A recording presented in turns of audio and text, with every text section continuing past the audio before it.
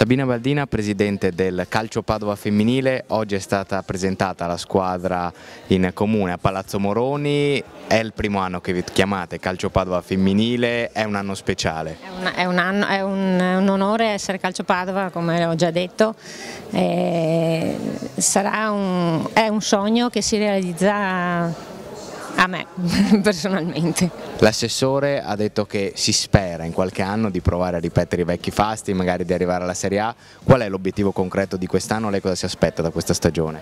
Questa stagione mi aspetto di avere un buon punteggio, di essere sui primi posti della classifica. Certo, bisogna rimanere con i piedi per terra e andare avanti di domenica in domenica. Assessore Cinzia Rampazzo oggi ha detto che ci teneva molto a far tornare il nome Calcio Padova nella prima squadra calcistica femminile. C'è riuscita oggi la presentazione, speriamo che porti bene alla squadra.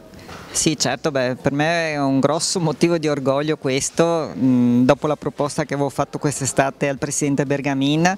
Poi lui è stato anche sensibile a questo, avendo avuto anche una figlia che giocava a calcio, e ha dato la massima disponibilità a che potesse avvenire questo innesto della squadra femminile all'interno del Calcio Padova. Sicuramente per le ragazze penso che diventi tutto molto importante avendo un logo, un blasone del genere da portare avanti, sicché come ho detto prima, per loro avranno modo penso di avere più grinta, più determinazione a portare avanti un campionato che sicuramente non sarà facile perché è una Serie B, però auspichiamo che ci siano ottimi risultati alla fine dell'anno.